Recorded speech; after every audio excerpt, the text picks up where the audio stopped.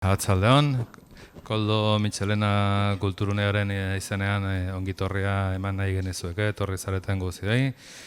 Aurrera goaz, Ausbeketik haratago programa kulturalarekin, eta dakizuenez, programa hau Seeing Auschwitz erakusketarekin paraleloan dijoa. Eta erakusketa uztailaren 3 arte gurekin izango dugu, eta horregatik aukera izango duzu ikusteko. Hilabete hauetan zenbait ekitaldi antolatu ditugu, eta artean hitzaldiak, mahai-inguruak edo pelikulak. Hain zuzen gogoratu nahi nizueke hurrengo asteartean, behatzean, atzaldeko 6etan proiektatuko dugula Leni Riefenstahlen borondatearen garaipena, dakizuenez bere garaian abanguardiako pelikula bat izan zen. Eta, gaurko saioaren izenburua, El compromiso editorial frente a la desmemoria, eta mai inguruan aritzeko 3 argitaletxe independiente izango ditugu gurekin. Eta moderatzaile lanetan Ruth Pérez de Anuzita, kazetaria, eta Donostiako zinemaldiaren prensa arduraduna. Muy brevemente, solo agradeceros vuestra presencia. Seguimos adelante con este programa cultural que hemos llamado Más allá de Auschwitz, que discurre en paralelo con la exposición Seeing Auschwitz, que tenemos con nosotros hasta el día 3 de julio y que a quienes no lo hayáis visitado os animo a que lo hagáis. A lo largo de todos estos meses hemos organizado, de la mano de Edurne Portela, un ciclo de conferencias y de mesas redondas, también un ciclo de películas, en este caso de la mano de Begoña del Teso, y precisamente quería recordaros que el próximo martes proyectamos la película de Leni Riefenstahl, El triunfo de la voluntad, una película que fue parte de la historia del cine, una vanguardista en su momento, pero que también por otra parte anticipaba los horrores venideros. La sesión de hoy lleva por título El compromiso editorial frente a la desmemoria y tenemos los responsables de 3 editoriales independientes en cuyos catálogos tienen libros más que importantes que hablan de esas violencias indómitas de las que nos hablaba el historiador Julián Casanova hace 15 días cuando inauguramos este ciclo. Para moderar esta mesa contamos con la presencia de Ruth Pérez de Anucita, la periodista Ruth Pérez de Anucita, que es responsable de prensa del Cinemaldi, y a quien sin más demora le dejo la palabra, así que disfrutéis de la charla. Venga, eskerrik asko. Eskerrik asko, Patxi, eskerrik asko guztioi etortzeagatik, baita ere pantailaren beste aldian daudenei. Patxik esan duen bezala, hau da 3. ekitaldia, la escritora Edurne Portela ha comisariado este ciclo, Más allá de Auschwitz, excepcionalidad y continuidad de la violencia de masas en el siglo XX europeo. Y esta segunda conversación va a girar en torno a la desmemoria y al compromiso editorial representado desde vuestra izquierda por Alfonso Castán, de la editorial Contraseña, por Marta Martínez, de Contraescritura, y por Joan Tarrida, de Galaxia Gutenberg, a quien damos la bienvenida. Les damos muchas las gracias por estar aquí, en este momento en que lo presencial es tan preciado. Y yo quería empezar hablando desde vuestros catálogos, desde esos lugares desde los que articuláis ese compromiso del que hablamos. En el caso de Galaxia Gutenberg, de su profusa colección, es una editorial que se fundó en el 94 y cuando llega Joan en 2004 empiezan las colecciones de narrativa, de ensayo, de biografía y memoria, que hoy tendrán un especial protagonismo. Y antes hablábamos de que es un poco imposible detallar todos los libros que han publicado. Yo confieso que uno de mis objetivos indisimulados hoy es llevarme libros apuntados para leer, o sea que espero que en esta conversación salgan libros que nos lleven a otros libros. Pero ahora, en primer lugar, le quería preguntar a Joan cómo es ese proceso de búsqueda y de selección de esos libros. ¿Cómo de todo lo que hay, qué eliges, por qué eliges, cómo lo eliges? Antes que nada, muchísimas gracias por la invitación. De verdad que es un placer inmenso estar en persona en estos momentos hablando con todos vosotros, de verdad, y compartir con mis compañeros la mesa. A ver, la pregunta que haces es la esencia del trabajo de un editor, es decir, cómo de todo lo que te llega, de todo lo que existe, vas construyendo un catálogo, es decir, vas seleccionando lo que crees que es interesante. En mi caso, es un tema de la memoria y del análisis de la historia que me interesa mucho personalmente. Es decir, no es un esfuerzo para nada, sino todo lo contrario. Es decir, yo como lector ya leo mucho sobre estos temas y lo que intento siempre buscar son libros que aporten una visión nueva. Es decir, yo creo que la historia y el análisis de la historia, o sea, la historia es mucho más compleja de lo que se nos explica normalmente. Es decir, si tomamos las películas de Hollywood de los años posteriores a la Segunda Guerra Mundial, donde evidentemente todos los alemanes y los japoneses eran malísimos, ¿no? Y todos los americanos eran extraordinarios, los ingleses aparecían ahí como un poco, ¿no? Unos lords, pero los que se batían ahí eran los americanos. Entonces vemos que desde esa explicación que se resolvía con una facilidad inmensa, de decir, Hitler era un monstruo, ¿no? Y al monstruo hay que matarlo, ¿vale? No. Entonces, todo lo que habían hecho para matar al monstruo estaba bien, por lo tanto, y el monstruo era horroroso. Claro, a partir de ahí las cosas siempre son más complejas, ¿no? No quiero decir con eso que Hitler no fuera un monstruo, pero las cosas son más complejas, entonces todo aquello que pueda ir aportando material para entender bien qué pasó, de dónde viene alguien como Hitler, cómo Alemania se volcó en su momento en apoyar una locura tan grande como meterse en una guerra como la que se metió el régimen nazi, etcétera, etcétera, etcétera. Y también, lógicamente, la aportación de los testimonios, es decir, todo aquello que enriquezca el análisis y las visiones es lo que a mí personalmente es lo que me interesa más. Marta Martínez, que está al frente de la microeditorial Contraescritura, creo que oficialmente fundada en 2015, pero con un pasado que luego, si quieres, puedes contar. Si buceáis en su catálogo, casi lo difícil es encontrar, antes lo comentábamos, temas que no tengan que ver con la conversación que vamos a mantener hoy. Yo leía, creo que es en Hans Daimler, en la selección Querido, que decía: lo he visto con mis propios ojos, lo he oído con mis propios oídos, lo he sentido con mi propio cuerpo. Creo que parte de la selección de Contraescritura, y si no me corriges, viene de ahí. Cuéntanos también. Sí, a mí me pasa un poco como a Joan. Es muy orgánico en ese sentido, ¿no? A mí siempre me ha interesado la historia, muchas veces desde la propia experiencia familiar, ¿no? De la abuela que era cenetista, y una cosa al final te lleva a la otra en cuanto a querer investigar, en cuanto a querer saber, y te das cuenta que al final la historia son precisamente esas personas que igual en tiempos muy remotos, ¿no? Si nos vamos, pues incluso yéndonos al Imperio Romano, al final son las pequeñas historias las que nos acaban explicando la rutina, ¿no? El día a día. Y en casos en que la violencia es protagonista, cuantas más miradas tengamos, mejor, porque efectivamente son situaciones muy, muy, muy complejas que necesitan de todos esos relatos en ese sentido, ¿no? A mí, por ejemplo, sí que es verdad que abrir esa puerta, digamos, en la editorial Contraescritura fue muy, muy casual. Yo iba visitando, ¿no? Aprovechaba las vacaciones para ir a campos de concentración. O sea, claro, cosas realmente extrañas, ¿no? En ese sentido, o sea, la gente se va a la playa, pues yo me iba a Auschwitz. Pero sobre todo motivada por esa voluntad final de entender algo, más que de entenderlo, de decir cómo es posible que pues todos esos factores lleven a que una persona pueda asesinar a otra sin ningún tipo de, ¿no? O incluso la deshumanización, cómo se alcanza esa deshumanización.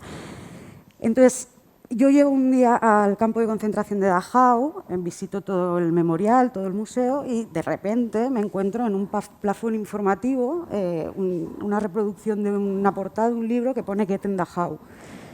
Y claro, cuando has visitado ya campos, cuando es un tema del que has leído todo lo que ha caído en tus manos y tal, dices, cómo que Goethe en Dachau, primero, es temporalmente imposible, cómo unir en un título lo mejor y lo peor de la cultura alemana de 2 siglos, ¿no? Entonces me puse a investigar en ese libro y ese libro al final acabó llevando a muchos de los otros libros que hemos publicado, que al final te das cuenta que incluso pasando en el mismo lugar, Hans Beimler pues es de los primeros en entrar en el campo, en el búnker, perseguido políticamente, una cosa súper concreta, a la persona que entra pues, casi en el año 44 por la resistencia, a la persona que no, que es cultura, que ha sido perseguido, que... Entonces, todas esas historias, todas esas realidades, incluso en el detalle que pueda parecer más banal, nos acaban dando la imagen más completa. Todo lo que podamos completar es una buena noticia. Yo creo que la motivación y bueno, pues la intencionalidad al final es lo que de alguna manera buscas. No sé si cambiará algo mi realidad, ¿no? Pero igual dentro de 200 años ese libro que se hubiera perdido se ha podido salvar. Igual alguien a partir de ello puede construir algo diferente o conseguir algo que nos lo explique, ¿no? O sea. Y bueno, y Alfonso, creo que este mes, en marzo, se cumplen 11 años de la fundación de Contraseña, junto a tu socio Fernando Muñiz. Por cierto, que algunos de los libros que mejor me han acompañado en el confinamiento los ha publicado Contraseña. Me acuerdo de Claroscuro, de... Eso no me lo has dicho antes. ¿Eh? No te lo he dicho antes, pero es mucho mejor decirlo ahora delante de 50 personas. ¿Dónde va a parar? Te lo agradezco. Sí. ¿Cómo encaja en ese catálogo en el que están Henry James, está Edith Barton, un libro como Seguir viviendo, de Ruth Kluger, que ha inspirado en gran parte a Edurne Portela, que creo que nos está viendo, por cierto, al otro lado de la pantalla, así que le saludamos a ella y a todos los que nos están siguiendo por streaming y no están disfrutando de la presencialidad? ¿Cómo encaja ese catálogo? También podemos hablar de Ramón J. Sender. ¿En qué momento decís, este libro lo queremos publicar en Contraseña? Bueno, ante todo, muchas gracias por estar aquí. Muchas gracias a Edurne Portela por haber pensado en mí para integrar esta mesa de editores, que me ha dado la oportunidad de conocer a Joan, de conocerte a ti, bueno, a Marta ya la conocía, de volver a ver a Marta. Bueno, cuando Edurne se puso en contacto conmigo para hablarme de esta mesa y me dijo quiénes iban a estar conmigo, claro, me quedé un poco en shock porque dije, claro, nuestro catálogo al lado de Galaxia Gürtenberg, al lado de Contraescritura, no tiene una vocación tan marcada por el testimonio, la historia. Pero bueno, como a Edurne le había gustado mucho Seguir viviendo, un testimonio de una austríaca que estuvo en 3 campos de concentración y había sobrevivido para contarlo. Además, el título pues tiene mucho que ver con eso, ¿no? Seguir viviendo. Y además también hemos publicado 3 obras de Ramón J. Sender, que es un autor que a Edurne le gusta mucho, porque además dentro de 2 semanas va a estar en Huesca impartiendo una conferencia sobre Sender. Pues dije, bueno, me voy a sentir como la mesa, ¿no? Tanto por Seguir viviendo como por Sender. En nuestro caso, Seguir viviendo fue una propuesta que nos dijo la traductora. Una traductora a la que le habíamos encargado una traducción de un libro, de una novela de una escritora austriaca, y hablando con ella de escritores austriacos que ella había traducido, pues me comentó que hacía años había traducido Seguir viviendo, que además había sido una de sus primeras traducciones, que ella además había conocido personalmente a la autora, a Ruth Kluger, que bueno, supongo que luego hablaremos de su testimonio, pero Ruth Kluger a los 2-3 años de terminar la Segunda Guerra Mundial emigró con su madre a Estados Unidos, adquirió la nacionalidad estadounidense, volvió a Europa, volvió a Alemania, pero bueno, ya de hecho falleció en octubre del año pasado, que bueno, esto fue me causó pena pues que no pudiera ver, digamos, esta nueva edición en castellano de ese libro. Curiosamente luego me dijo la traductora que los hijos estaban esperando que se publicara porque los hijos no saben alemán, los hijos de Ruth Kluger, que esto también es un tema del que habría que hablar, ¿no? Y entonces sin embargo sí que saben español. Entonces estaban esperando a que llegara, a que les mandáramos la traducción del libro para poder leer el testimonio sumarle, que ya había leído en su momento cuando se publicó hace 25 años. Entonces, bueno, pues fue un libro que la editorial la cogimos bien porque nosotros sí que tenemos una marcada tendencia por publicar autoras, escritoras. No fue una idea inicial de la editorial, pero sí que nos dimos cuenta, nosotros la editorial la montamos sobre todo para recuperar voces que en España permanecían inéditas, que nunca se habían publicado sobre toros. También hemos publicado algún autor que sí que tenía presencia en las librerías españolas, pero lo que más nos motiva es pues, descubrir autores y autoras. Entonces, claro, nos dimos cuenta de que la mayoría de los autores que quedan por descubrir en España son mujeres. Y entonces, bueno, pues nuestro catálogo, ahora no sé exactamente cuántas autoras, pero hemos publicado bastantes más autoras que autores y sobre todo muchas autoras inéditas. Entonces, bueno, pues Ruth Kruger era una autora que por eso ya encajaba en la editorial. Luego ya hablaremos del tema, ahí particularmente el tema de los campos de concentración, los testimonios de los supervivientes, siempre me ha interesado. He leído, seguramente no tanto como Marta o Joan, pero bueno, he leído bastante y me interesaba, y además este testimonio, como hablaremos después, pues me pareció muy interesante pues porque daba una visión diferente bueno, imagino que todos los testimonios dan una visión diferente al resto, pero en este caso tiene unas particularidades de las que luego hablaré que lo hacía muy interesante. Y en cuanto a Ramón J. Sender, esto sí que es un amor mío de juventud. Ramón J. Sender, un autor al que he leído pues, desde niño, que me ha acompañado en mi vida lectora desde siempre. Y sí que estoy interesado en recuperar muchas obras de Ramón J. Sender porque, desde luego, hablando de testimonios y de textos sobre violencia política, la obra de Sender es fundamental. Yo creo que no hay un escritor español del siglo XX que diera testimonio tan continuado de las muchas violencias que se dieron en España, sobre todo en la primera mitad del siglo XX, ¿no? La guerra civil, la guerra de Marruecos, fue testigo de episodios muy traumáticos en la política española, pues como el crimen de Cuenca, la masacre de Casas Viejas, y bueno, y todo eso lo trasladó luego a sus libros. Entonces me parece un autor que en ese sentido sí que es un testimonio de toda la violencia, de parte de la violencia que ha sufrido España en el siglo XX.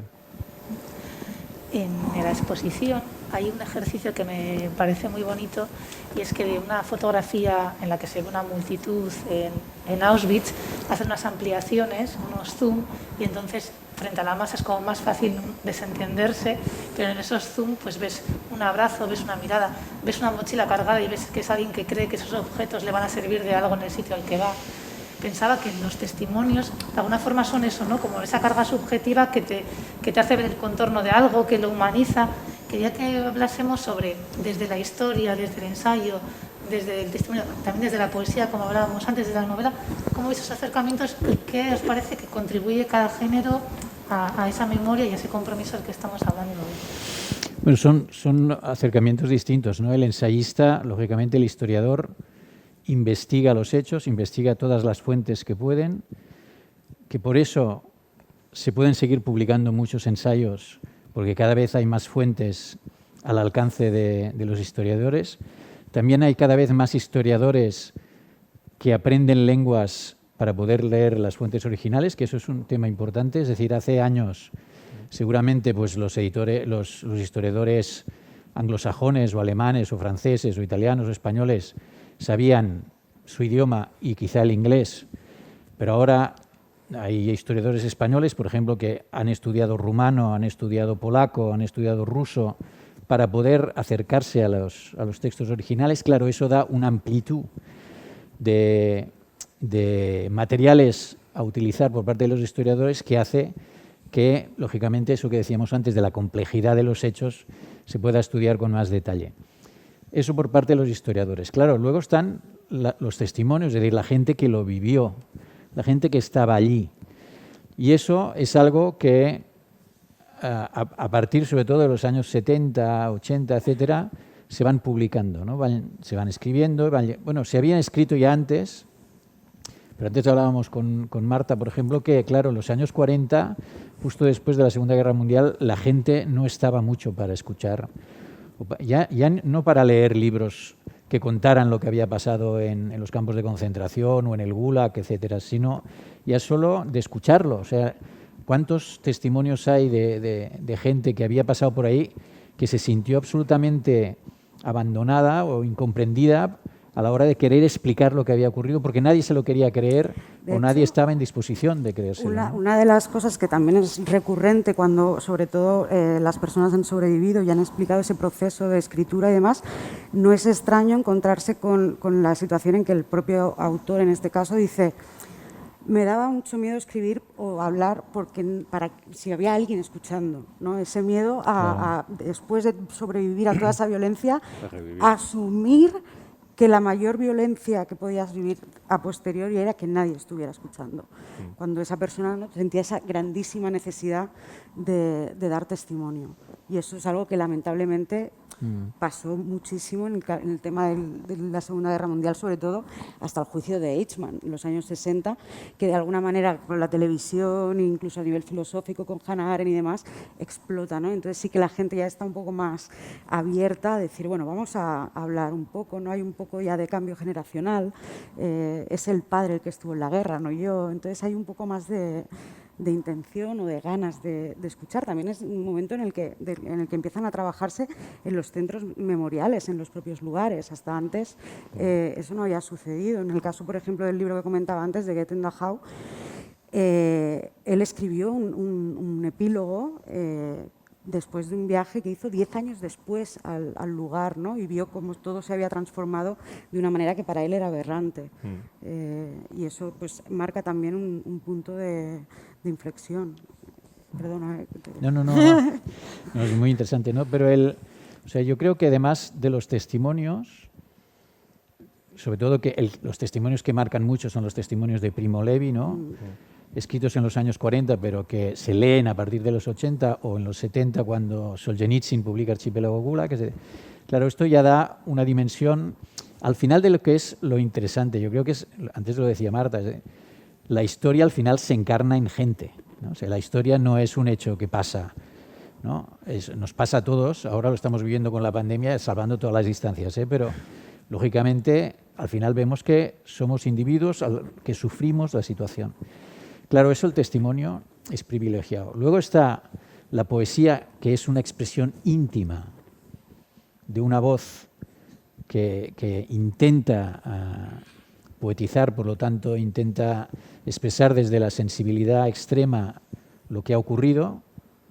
Y eso que, como dijo Adorno, después de Auschwitz no podía haber poesía, pero sí que hay gente... Pero sí que hay gente que escribió, por ejemplo, en las prisiones nazis, etcétera.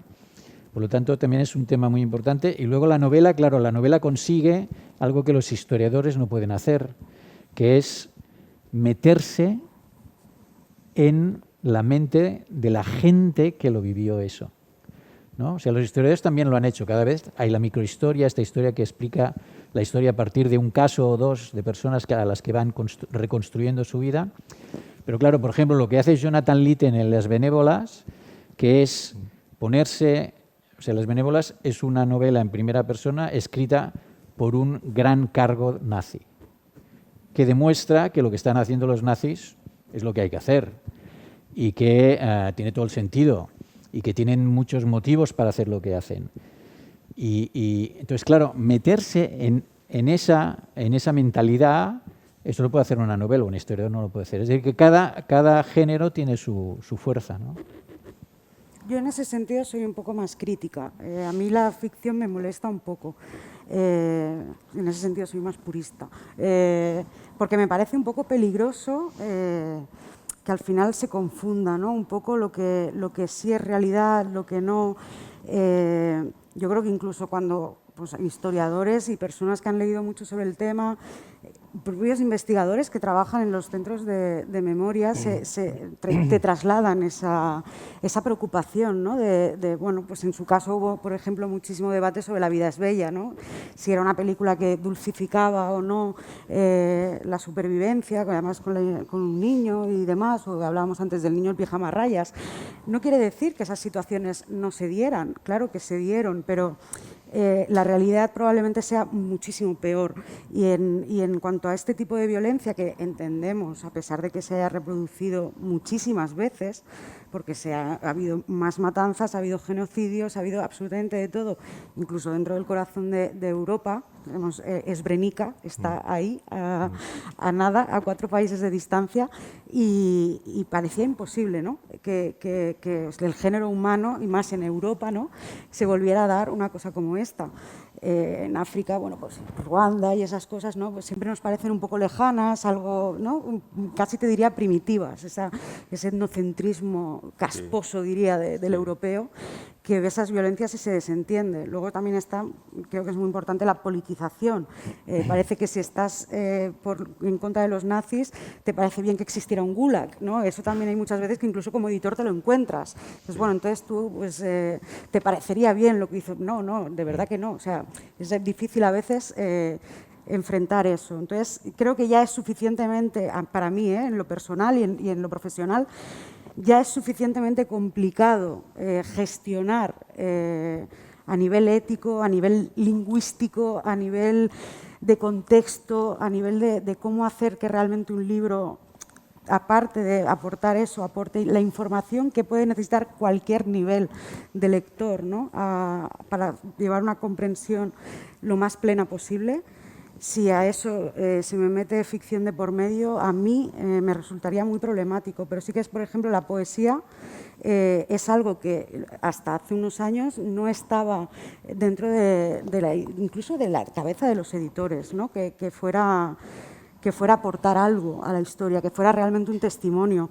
Y hay testimonios, por ejemplo, de Auschwitz en poesía que incluso se han salvado gracias a trabajos arqueológicos que estaban enterrados en botes en el Sonderkommando y de mujeres justo escritos antes de ser gaseadas.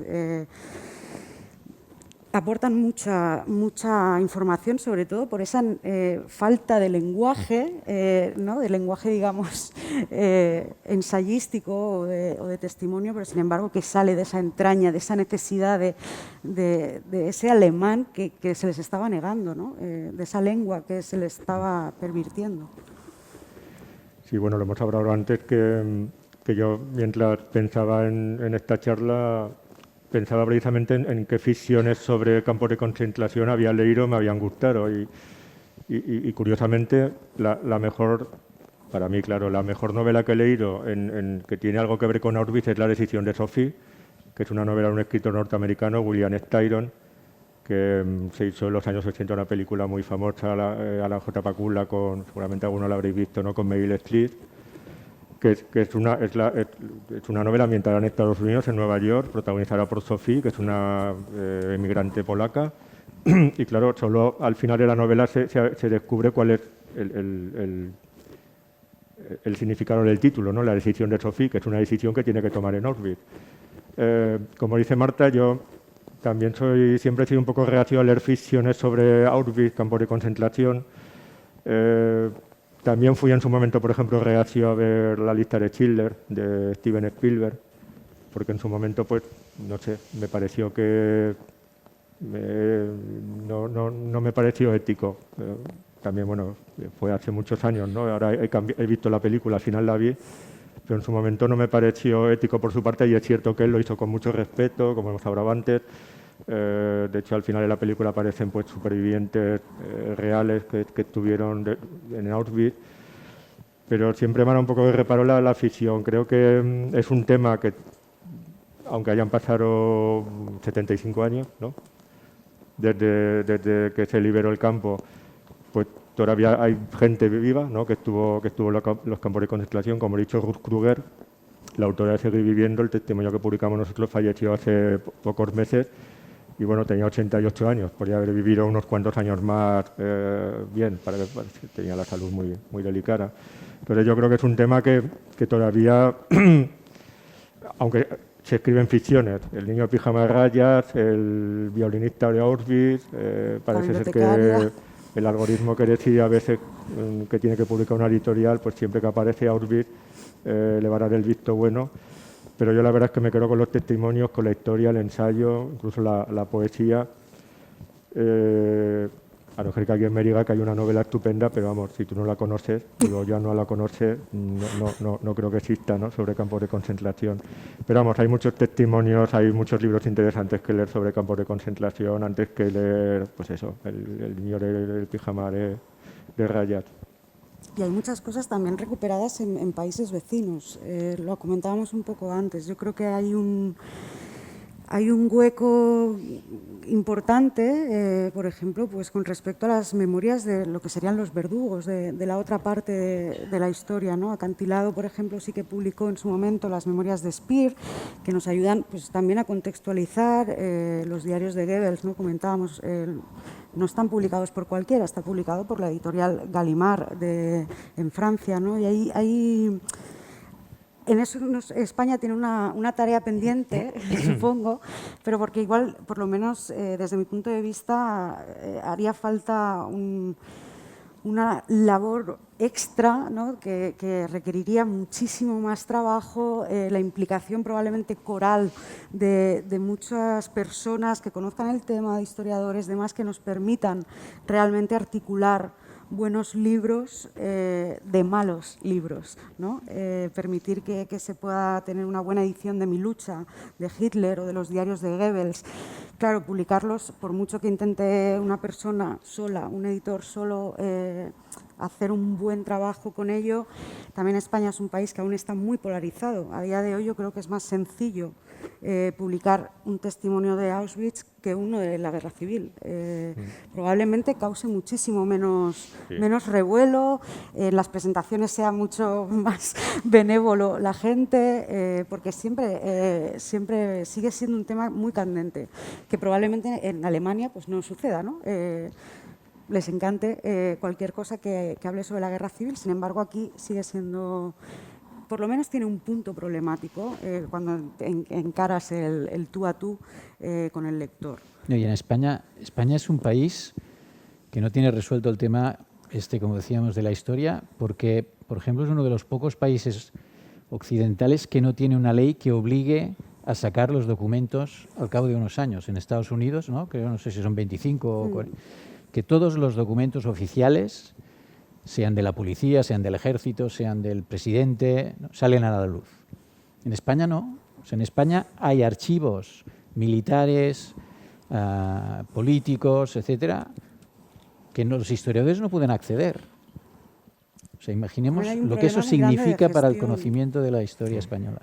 Y luego, volviendo al tema de la ficción o no ficción, claro, la pregunta es, ¿tienen derecho los creadores a reproducir aquello que nadie ha podido explicar? Como, por ejemplo, el momento en las cámaras de gas. Es decir, ¿es humanamente y moralmente válido que alguien diga, no, yo voy a filmar o yo voy a escribir lo que la gente vivió en ese momento? Algo que nunca nadie ha podido explicar ni nadie podrá explicar Una persona, como testimonio. Una persona sobrevivió. Bueno, una. Se conoce una. Pero, claro, eso ¿se puede o no se puede? Es decir, ¿hay derecho, el arte tiene derecho a meterse ahí o no tiene derecho a meterse ahí? Esa es la pregunta, ¿no? Yo tengo mucho respeto por la ficción y por la novela, porque me parece que la novela sirve muy bien para explicar a veces podemos saber más de la historia de España leyendo a Galdós, o podemos aprender muchas cosas leyendo a Galdós, a Emilia Pardo Bazán, a Clarín, que leyendo un ensayo o un libro de historia, que no digo que no se aprenda con un ensayo o libro de historia, ¿no? Pero tú te lees los episodios nacionales de Galdós o cualquiera de sus novelas y vas a conocer, pues bueno, lo que uno llama la historia, ¿no? La historia de la gente pequeña, de los que, pues bueno, de los que luchaban por sobrevivir. Y en el caso de Galdós, con los episodios nacionales también aparecen personajes históricos, ¿no? Los de la gran historia. Entonces yo tengo mucho respeto por la ficción, porque he leído muchísima ficción, muchas novelas, y sé que prácticamente se puede escribir una novela sobre cualquier cosa, ¿no? Pero claro, el problema quizás es que no ha habido un escritor de fuste que se haya puesto a escribir una novela sobre los campos de concentración. O sea, y ya ha dicho, William Styron, un gran escritor, es una novela maravillosa, la recomiendo, ya que ha dicho que esperábamos que salieran aquí muchas lecturas.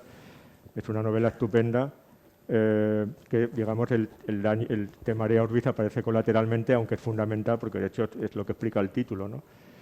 Pero quizá también ese ha sido el problema, que no ha habido ningún escritor que de fuste, ya digo, ¿no? de calidad, que se haya atrevido a escribir una novela o una ficción sobre campos de concentración, supervivientes. Quizá porque, claro, como ya había escrito Primo Levi, escribió R. Kertész, en fin, Jorge Semprún, digamos que entre los supervivientes hubo muchos escritores, gente que ya era escritora cuando entró, o gente, bueno, pues que cuando salió empezó a escribir, primero en el caso de Primo Levi empezó a escribir su testimonio de los campos de concentración, luego ya pasó a la ficción con muy buenos resultados además. Quizás una obra de Primo Levi, ya que estamos aquí también para alentar lecturas, de Primo Levi casi siempre se habla solo de su trilogía sobre Auschwitz, pero luego tiene una obra narrativa muy interesante, que no tiene nada que ver con los campos de concentración. O sea, fue un escritor muy estimable que no solo,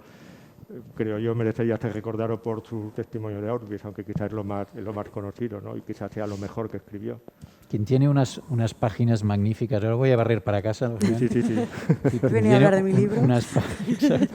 Unas páginas magníficas sobre los campos de concentración. Es Vasily Grossman en Vida y Destino, por ejemplo, ¿no? Sí, verdad. Verdad. Además, de Vasily Grossman tenéis, yo creo que todo publicado. Sí, todo, sí. Antes decía Marta, hablaba de etnocentrismo casposo y me he acordado de un historiador puertorriqueño de la Universidad de Berkeley, no me acuerdo el apellido, pero no es nada puertorriqueño, es como Grofenheim. Y dice que estamos tan fascinados por el Holocausto porque fueron blancos matando a blancos. O sea que claro, ellos han estado 500 años, ¿no? Sufriendo eso, que de hecho, bueno, que las prácticas nazis salieron de los manuales colonialistas franceses, británicos. Pero más allá de nuestro etnocentrismo casposo, ¿por qué nos interesa tanto Auschwitz? ¿Por qué si pones Auschwitz en la faja de un libro o en el título de un libro lo leemos? ¿Qué intuís de los lectores que están al otro lado? Yo siempre he intuido que hay, no sé si es positivo o negativo, pero sí que lo describiría como una palabra que se entremezcla con otra, que es el morbo. Hay un cierto nivel de morbo, de intentar saber, incluso de ponernos nosotros en el lugar y creernos que nosotros habríamos hecho lo correcto, que habríamos sido moralmente impecables, a pesar de pues, que deberíamos ponerlo bastante en duda teniendo en cuenta lo extremo de la situación. Pero sí que se da ese etnocentrismo, lo que decía antes, por ejemplo, en Srebrenica, si hubiera sucedido justo al revés, yo siempre he pensado, es que además estando en Srebrenica, si hubiera sucedido justo al revés, si hubieran sido los musulmanes bosnios que nos hubieran exterminado, por ejemplo, a croatas cristianos, probablemente incluso la reacción de la Europa política de ese momento habría sido muy diferente. Pero eso es algo que Susan Sontag ya había explorado en Ante el dolor de los demás. Es algo que la parte filosófica ha intentado explicarse. Lo ha intentado Jana Megui, lo intentó Bauman. Es ese misterio insondable de por qué las personas con las que nos resulta más fácil identificarnos son las que más nos duelen, cuando en realidad, ¿no?, somos parte de un mismo género, que es el humano, ¿no? Porque precisamente no hacerlo es jugar a discursos como el del nazismo, ¿no? Es decir, una cosa es la especie, otra cosa es la raza, ¿no? o ese tipo de cuestiones que sí que en alguna manera se han podido superar, por lo menos en algunos aspectos, pero que sin embargo siguen ahí latentes.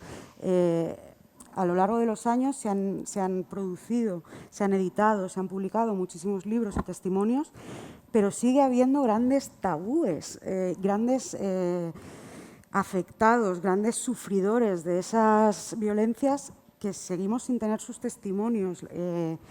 Pasa con el caso de los homosexuales, ¿no?, por ejemplo, que además sufrieron la siguiente violencia, que fue la del silencio, que fue la de no tener una reparación ni moral ni económica, ni ser reconocidos como víctimas. O las minorías, los gitanos, sinti, romanís, están además incluso, si uno va, por ejemplo, al Museo del Holocausto de Budapest, pues sí que está muy representado porque allí la población romana y sinti era muy elevada Igual si vamos al de Polonia, pues no tanto, porque allí lo importante son los polacos. Entonces sí que aún hay ese problema, digamos, pero yo creo que la gente está entre el morbo y las ganas de entender. Yo creo que sobre todo lo que nos mueve es intentar entender. Y Auschwitz, como palabra, porque es una palabra, al final Auschwitz es la palabra que condensa lo inexplicable. Es lo que nadie es capaz de entender. Porque incluso en un método que nos parece tan horrible de exterminio como es la cámara de gas, hay muy poca gente que sepa que las cámaras de gas, en un principio, quien usó primero la cámara de gas para asesinar a otra persona fue Estados Unidos. Lo usó como pena de muerte una sola vez, pensando que iba a ser una manera más suave, más higiénica también, pero sobre todo más suave, menos traumática que, por ejemplo, la silla eléctrica.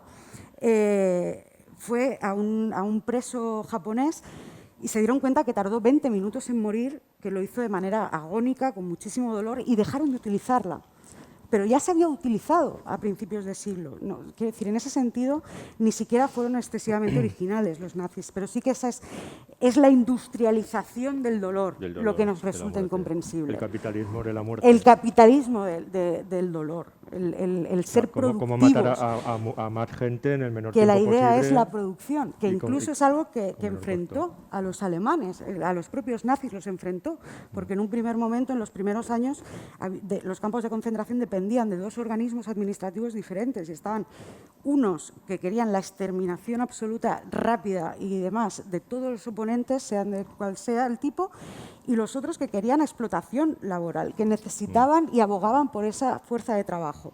Y es una tensión que se va a mantener hasta la Segunda Guerra Mundial, que se produce en un primer momento, necesitamos mano de obra, pero que luego automáticamente, y eso lo sabemos por los diarios de Goebbels y de Himmler, el objetivo los últimos 2 años es que no haya testigos. Y que no haya testigos no implica solo asesinar a los que ya están en los campos, sino a cualquier tipo de familiar, persona que se haya podido quedar en Berlín, que viniera de un matrimonio mixto, el hijo, cualquiera, que nadie pudiera decir que eso había sucedido y que además fuera tomado en serio, claro, que es otro de los dramas que se encontrarán la mayoría de supervivientes en los primeros años. Sí, yo creo que la fascinación por Auschwitz o por entender, no Auschwitz, bueno, todo lo que pasó en la Segunda Guerra Mundial, es eso que decía Marta, intentar comprender cómo el ser humano puede llegar a ese punto. Aunque el ser humano había llegado a ese punto mucho tiempo antes, ya si algún día se escribe, que está por escribir bien la historia del colonialismo, ahí vamos a descubrir muchísimos horrores de este tipo.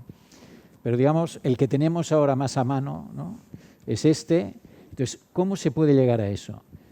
Pero claro, para entender eso también hay que entender al final lo que pasaba antes, porque o sea, Hitler no se inventa, o los nazis no se inventan el antisemitismo de un día para otro. El antisemitismo existe desde hace tiempo y antes, desde los años 20, 30, había habido un antisemitismo muy importante en Europa, en Rusia, que hizo, en Rusia, en Polonia, etcétera, que hizo que lo de los nazis, o sea, que imaginaros todo un continente como el europeo, donde de repente los ciudadanos judíos desaparecen. Y todo el mundo va diciendo, sí, es verdad, ¿no? Pero no hay una reacción hasta el punto que cuando ya en el año 42, 43 hay gente, polacos, ¿no?, de la resistencia polaca, que denuncian en Londres ante el gobierno británico y el gobierno americano lo que está ocurriendo, no reaccionan los británicos y los americanos, ¿no? Es decir, hay mucho por entender. No solo hay que entender que hay que entenderlo, o hay que mirar de entenderlo, cómo un ser humano es capaz de hacer todo eso, sino cómo Occidente como sociedad reacciona o no reacciona a eso. Y luego hay otra cosa, perdona, solo que hay que seguir también entendiendo, que es lo que pasó después. Es decir, cuando los judíos vuelven, la gente no los quiere. No los quiere porque tienen sus casas, han ocupado sus pisos, o lo que sea. No los quiere. Y la Segunda Guerra Mundial, que es otra cosa Esto hay un libro, ya que estamos diciendo libros, un libro se llama Continente Salvaje, que lo cuenta, que la guerra no acaba en el 45. O sea, sigue habiendo graves conflictos. La guerra acaba para los franceses, los americanos y los ingleses, y para eso, entonces, quiere decir que ha acabado la guerra. No, pero la guerra continúa en Rusia, continúa en Japón, continúa en los Balcanes, continúa en Grecia. Y ese es otro tema algún día que habrá que hablar del papel de los ingleses en Grecia desde el año 46 al 49.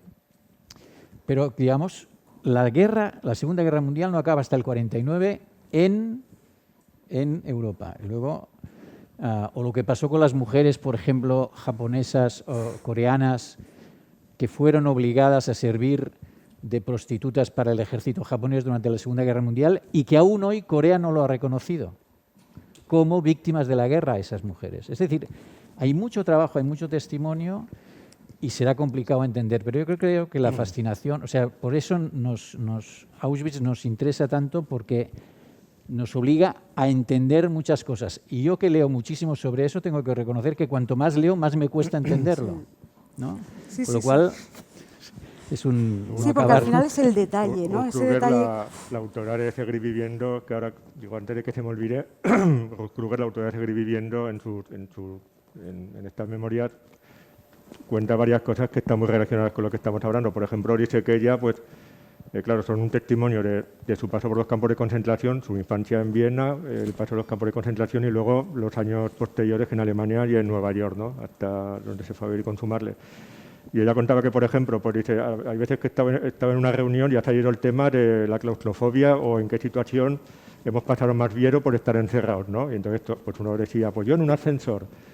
Yo recuerdo que un día se quedó el coche parado en un túnel y claro, y cuenta Ruth Kruger, yo siempre iba a decir, pues yo estuve en Auschwitz, pero dice, claro, no lo decía, por lo que comentabas tú, dice, porque es que ya solo la palabra Auschwitz se hubiera hecho un silencio incómodo, como dice ella en la reunión, y de hecho señala, alguien hubiera pensado que lo había dicho para fastidiar la reunión, porque claro, ella en su testimonio es muy interesante, porque claro, habla de lo que decía Joan, ¿no?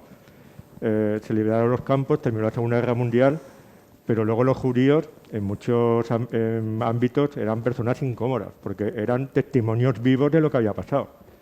Entonces, eran testimonios incómodos para los propios judíos que habían logrado, en el caso de la familia de Ruth Kruger, algunos familiares suyos lograron irse a Estados Unidos antes de ser capturados por los nazis, pero claro, para ellos eran un testimonio en el sentido de decir, yo estuve en Auschwitz y tú no estuviste, y por supuesto para los que no eran judíos. Entonces, las memorias están llenas de testimonios de ese tipo. Y en cuanto a la cámara de gas, tiene un párrafo terrible en el que dice que cuando se abrían las cámaras de gas, los que estaban siempre arriba eran los adultos y los niños que estaban abajo. Sí. ¿Por qué? Pues porque los adultos se subían encima de los niños intentando respirar el poco aire que quedaba arriba, ¿no? Entonces, no tenemos testimonios de qué pasaba en una cámara de gas, pero según cuenta Ruth Kruger en su libro, que eso es terrible, claro, porque viene a decir, pues sí, humanidad y la moral y que haríamos nosotros en esa situación, pero si nos hubiéramos visto en una cámara de gas, pues seguramente hubiéramos pisado a que hubiera hecho falta. Pero hay algún fragmento tan fragmento que casi es una reliquia que deberían tratar de algún Sonderkommando, que eran pues esas personas que trabajaban directamente en las cámaras de gas. Había una pequeña mirilla, básicamente, no por el tema del morbo, sino por ver si se había acabado el proceso, no por nada más, que sí que explican, ¿no? ese tipo de detalles, pero también yo creo que ahora mismo somos muy homovidents, nos creemos mucho más lo que vemos que lo que leemos, probablemente, ¿no?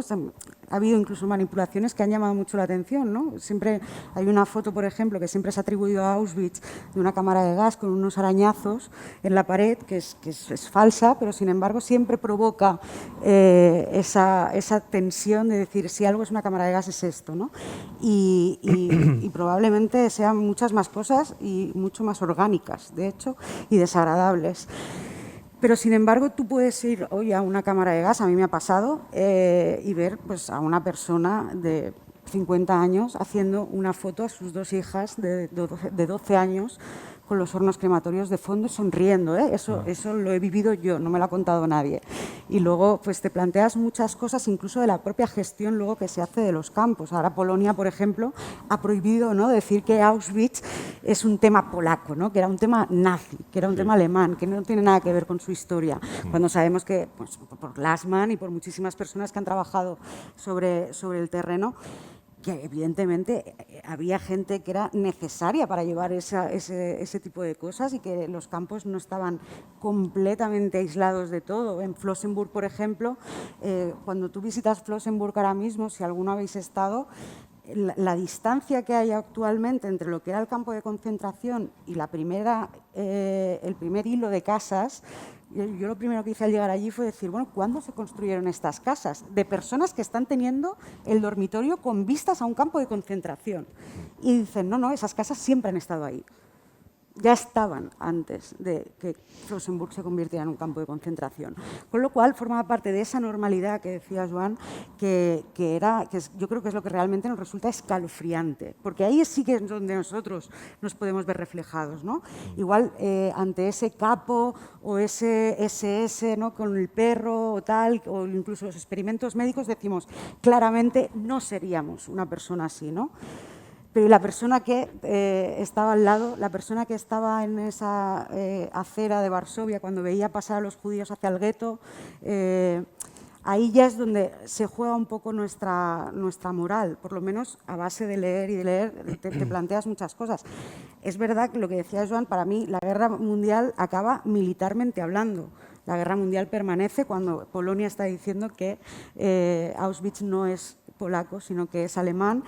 Es evidente que ese etnocentrismo, esa idea, Hollywood sigue trabajando muchísimo y de hecho hay estudios que comprueban la percepción que había en los años 40, sobre todo 50, 60, era que los rusos habían ganado la guerra a nivel continental por esa entrada en Berlín y demás. Y sin embargo, en las últimas décadas se ha hecho estudios en personas universitarias y demás, la percepción es que la ha ganado Estados Unidos. Sí. Estados Unidos, o sea, un país que entra 2 años después en la guerra, que ha sido capaz además de tirar las 2 únicas bombas atómicas que se han tirado contra la población civil. Es decir, estábamos hablando exactamente del mismo nivel de crueldad, de dolor. Los mecanismos son distintos, pero si hablamos al final de eso, del dolor, de la violencia, se ejecutan en el mismo momento. Sin embargo, una, históricamente hablando, nos parece aberrante, la otra es un mal menor, ¿no? Es algo que había que hacer, forma parte de ese discurso del héroe y eso sigue produciéndose a día de hoy. Por eso también a día de hoy se sigue utilizando, por ejemplo, la palabra nazi con esa gratuidad, ¿no? Como la palabra fascista, ¿no? Si no piensas como yo, eres un fascista. Bueno, las feminazis, por supuesto, ¿no? Claro, pero al final se crea una banalización del mal que es tremenda, porque entra en el espíritu de lo que somos como sociedad. Que una persona pueda decir a otra que es un nazi porque está pensando diferente a mí es no haber entendido ni lo más básico de lo que significa ser nazi, ¿no? Bueno, también se le quita la carga que tiene ser un nazi de verdad, ¿no? Claro, exacto. Es que es muchísimo más potente. Tampoco, es que ni siquiera es asimilable a un fascista, no es un nazi, no son términos sinónimos. Sin embargo, a día de hoy, si salíamos aquí a la plaza, muchísima gente nos diría, ¿cómo describirías a una persona totalitaria? Pues un dictador, un facha, un nazi. Y no tiene nada que ver. En ese sentido, hay que hacer muchísima lectura, muchísimo trabajo, no solo de los testimonios, que siempre nos van a dar también esos detalles, que al final nos construyen ese boceto o ese momento de situarte en el momento y en el lugar, pero que te va a permitir entender un poco las diferencias, ¿no? Incluso alguna vez se ha comentado que los alemanes, los nazis decían que nos salve alguien de nuestros aliados italianos, ¿no? Porque no querían purgar a los judíos, porque el Vaticano estaba que sí, que no. Hay un papel también muy ambivalente, que tampoco se ha querido investigar demasiado, siempre, ¿no? Hay grandes tabús aún, ¿no? Y eso incluso pasa en los países a día de hoy. Yo, por ejemplo, me acuerdo de verme en Moscú en un McDonald's y sacarme el chico del McDonald's una carta con dibujitos de las hamburguesas y yo preguntándome cómo puede ser que en el siglo XXI este chico trabaje en un McDonald's del centro de Moscú y no sepa un mínimo de inglés, de burger, Coca-Cola. Y después de estar ahí un tiempo y hablar con gente de allí y demás, te das cuenta de que es una cuestión política. No quieren hablar inglés. Y eso en Japón también lo viví. Y entonces te das cuenta, pues eso, ¿no? Por ejemplo, decir, es que el inglés es necesario, ¿no? El inglés es importante, el inglés te abre el mundo. Bueno, te abre el mundo, depende, claro. O sea, visitas Hiroshima y te planteas también muchas cosas, ¿no? Sigue siendo muy discriminatoria la violencia. Estaba acordando lo que comentabas Joan y ahora tú sobre los rusos, los americanos. Me llamó la atención, hay una película, creo que se titulaba La Sinot, una película que está ambientada en un convento durante la Segunda Guerra Mundial, en la que las monjas son violadas por unos soldados rusos. Sí. Y claro, alguien que vea esta película va a asociar inmediatamente, claro, los únicos soldados que cometieron violencia sexual contra las mujeres fueron los rusos, ¿no? Y sin embargo, creo que ya en los años finales de los 40, principios de los 50, además una película en la que interpretara Sofía Loren, una película basada en una novela de Alberto Moravia, precisamente trataba de las violaciones que habían cometido soldados americanos aliados en Italia, con las mujeres italianas, ¿no? Pero claro, es un poco lo que comentábamos, si solo tienes en cuenta un testimonio, una parte de los testimonios, la foto, digamos, del hecho en sí, siempre va a estar distorsionada, ¿no? No vas a tener todas las piezas del puzzle. Entonces, por eso es importante, que es un poco también de lo que estamos hablando ahora aquí, pues bueno, el compromiso editorial, que las editoriales sigamos publicando testimonios diversos, incluso, como lo decía antes Marta, pues aunque puedan doler o aunque puedan resultar incómodos, porque la visión que vamos a tener va a ser, pues bueno, más parecida a lo que sucedió en realidad, porque si nos quedamos solo con un testimonio de una parte, pues bueno, ya sabéis la historia, ¿no? Hay que intentar tener en cuenta todas las partes y luego ya tú quedarte con tu síntesis, pero por lo menos tienes que tener en cuenta todos los testimonios o testimonios interesantes. Yo creo que es un trabajo, igual es como tirarse muchas flores encima o no lo sé, pero creo que es casi quirúrgico, trabajar con memorias, además de dolores que no son tan cercanos en ese sentido, requiere pues, muchísima concentración, muchísimas decisiones. Yo recuerdo, por ejemplo, cuando estábamos trabajando en Get in the How, que bueno, nosotros también trabajamos con muchas ediciones, con todas las que podemos, porque también jugamos a entender en qué momento se publica, qué país lo está publicando, en qué momento, con qué intencionalidad.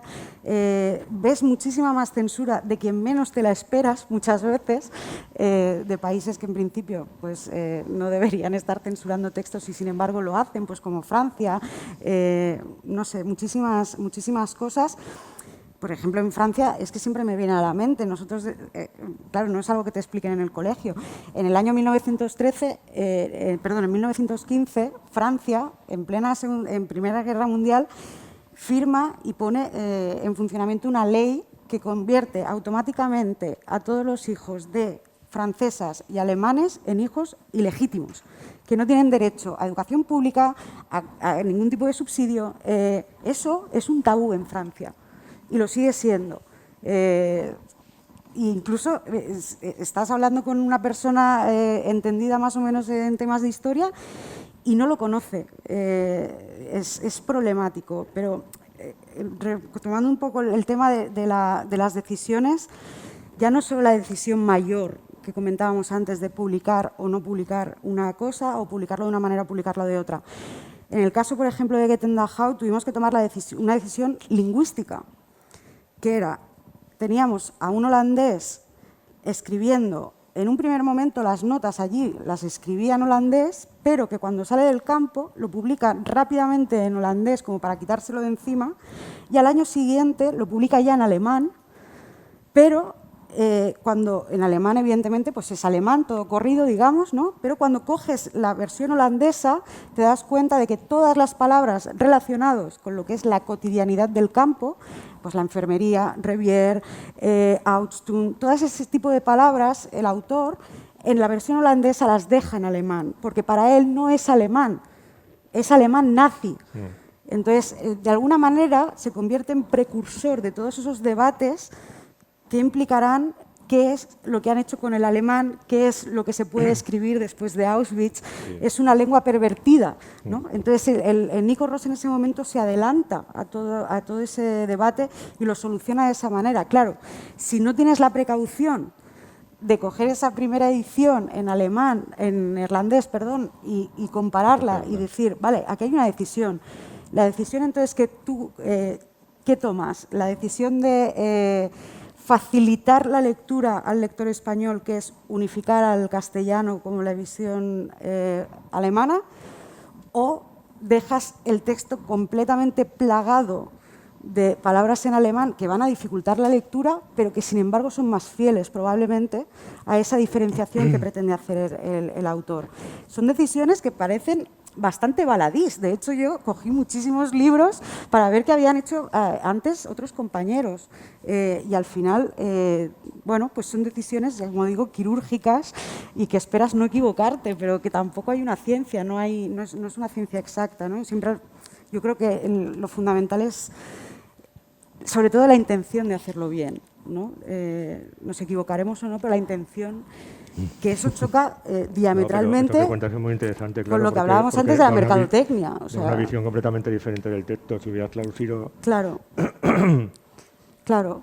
Pero que es lo que comento, o sea, eso choca frontalmente con lo que nosotros como editores independientes te puedes encontrar en ediciones de los grandes grupos editoriales o incluso de otros compañeros, ¿no? Esa fantástica faja que dice que, bueno, pues que es el único texto escrito directamente en Auschwitz, que es mentira, que en Alemania se han vendido tropocientos mil libros y entonces lo hace especial, que hay un factor de venta, porque entra dentro de ese algoritmo, dentro de esa palabra Auschwitz, dentro de esa seducción del mal, porque es una seducción por lo negativo, que eso sí que yo creo que es un problema. Es un problema que probablemente es lo que haga que a mí me dé tanta alergia a la ficción en estas cosas, ¿no? Porque me parece peligroso esa banalización. De hecho, comentábamos... De toda la biblioteca que yo tengo del tema, ayer llegaba a la conclusión de que hay 2, 3 editoriales españolas que yo considero que han tenido un firme propósito permanente de recuperación de memoria, y una es la labor, sin duda, de Joan en Galaxia. Sin ningún tipo de duda, ¿eh? O sea, es que además es muy fácil de ver. Cuando ves todos los libros de lado, ¿no? Del lomo, es muy fácil de ver, ¿no? El editor que ha encontrado o que le han ofrecido o que ha comprado unos derechos y lo ha publicado es fantástico porque a todos nos aporta, pero ves que es el rara avis, ¿no? Que pues en su caso es un rara avis ahora. Pero está también Sender, quiero decir, sí. Es un rara avis, pero no. Sin embargo, hay otros que son como almejas ahí cantando en medio de un catálogo. Bueno, siempre hay quien se apunta al éxito, ¿no? Claro. A lo que vende, y es verdad que el nazismo y Auschwitz desde este punto vende, sí. Bueno, han salido 1000 temas. Yo solo un apunte sobre las cámaras de gas, porque en la exposición, lo digo porque igual hay gente que la ha visitado, que la va a visitar. Es curioso ver, la exposición está compuesta por 200 fotografías tomadas por los nazis, el álbum de fotos de los nazis del 44, unos encuadres perfectos, me los imagino con su trípode. Pero luego hay unas fotos de los prisioneros a cargo de las cámaras de gas, son unas fotos desenfocadas, ¿no? Y que de alguna forma parece que en la literatura hemos bebido más de las fotos desenfocadas, ¿no? De lo que puedes contar a riesgo de tu propia vida. Y al menos en España, ¿no? Nos faltan el encuadre, aunque sea con edición crítica, pero bueno, igual llega y volvéis y nos lo contáis. No, pero eso es muy interesante, esto. O sea, que se puedan hacer exposiciones como esta se debe a esa voluntad de los nazis de pensar que el mundo, o sea, que ellos iban a estar para siempre, ¿no? Por eso podían fotografiar esos horrores. No se pueden hacer exposiciones así del Gulag soviético, ni de lo que hizo Mao en China, etcétera, etcétera. ¿Por qué? Porque no permitieron que hubiera testimonios, ¿no?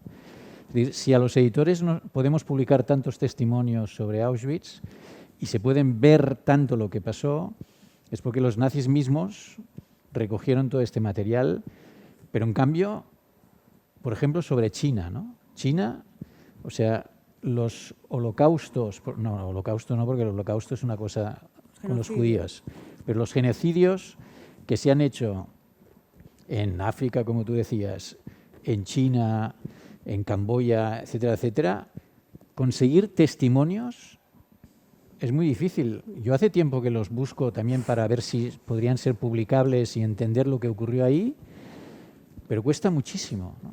Y los historiadores occidentales no pueden trabajar esos temas, supongo por una cuestión lingüística y tal, pero si buscas historiadores en esos países, claro, a ver qué historiador chino hoy puede hacer nadie, ¿no? Seguro que no se lo permiten ni por casualidad. ¿Qué historiador en Camboya o en otros sitios o en África? O sea, hay mucho por explicar, pero a veces los editores también nos encontramos que no hay material. En cambio, quien más material dio han sido los nazis, que lo hicieron fantásticamente. Los nazis pues, en ese sentido son un sistema fracasado, porque realmente creían firmemente que iban a conseguirlo.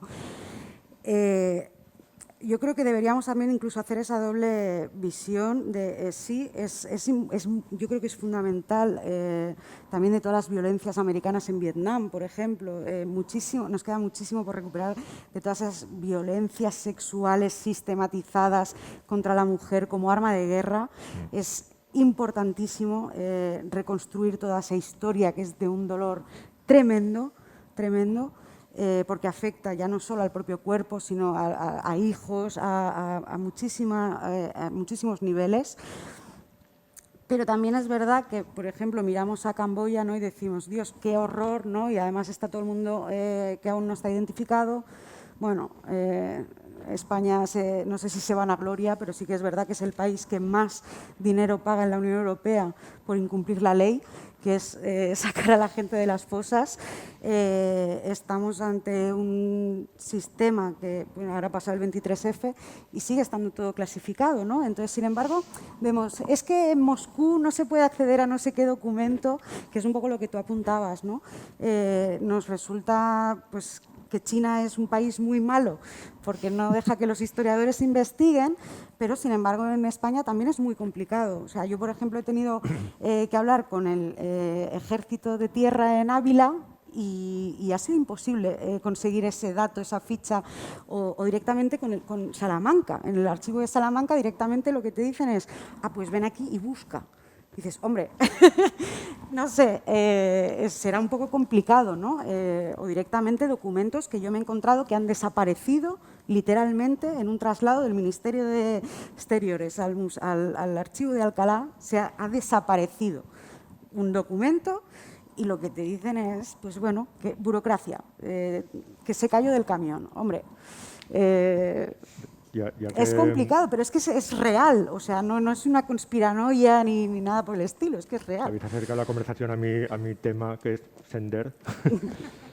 No, pero relacionado con lo que habéis comentado, lo que he comentado antes, Joan, de que bueno, estamos hablando de Alemania y en España seguramente pues también habría dificultad, por lo que hablábamos antes, primero de testimonio, ¿no? Cuánta gente todavía, abuelos, abuelas que vivieron la guerra civil, no quiere hablar todavía o tiene reparo a hablar. ¿Cuántos testimonios han perdido por eso? Y luego, por ejemplo, en nuestro caso, ya que hablamos del compromiso editorial con la memoria, pues uno de los libros que publicamos de Sender es Contraataque, que fue un reportaje que escribió Sender. Es un texto muy curioso porque fue un texto propagandístico a favor de la República, claro, porque Sender era, digamos que estuvo de parte de la República. Un testimonio que curiosamente se escribió Sender y se publicó antes que en Estados Unidos, Inglaterra y Francia que en España, porque claro, a la República le interesaba que fuera en el extranjero, se supiera lo que estaba pasando en España. Luego se publicó en España, año 37, ya obviamente por motivos obvios no se pudo volver a reeditar en España hasta el año 78, y desde el año 78 hasta el año que lo publicamos nosotros, que fue hace creo que 3 años, habían pasado ¿cuántos? 20, casi 30 años, y ese testimonio de alguien que vivió la guerra civil en primera persona, que la sufrió, además Sender pues, se alistó en el ejército republicano, digamos que cogió las armas, pues no se podía leer. Además lo había publicado una editorial salmantina con poca difusión, o sea, un testimonio fundamental en la guerra civil que estuvo pues prácticamente 40 años sin poder leerse en España. E imagino que como el Descender, yo conozco el Descender porque es un autor que me interesa, pero ahora muchos, a lo mejor hay textos que en su momento se publicaron. El Ruero Ibérico, por ejemplo, es una editorial que es un trabajo muy importante en Francia, y a lo mejor ahora pues igual es que eso en España no interesa, o interesa más esos escritores que ofrecen una visión como más conciliadora.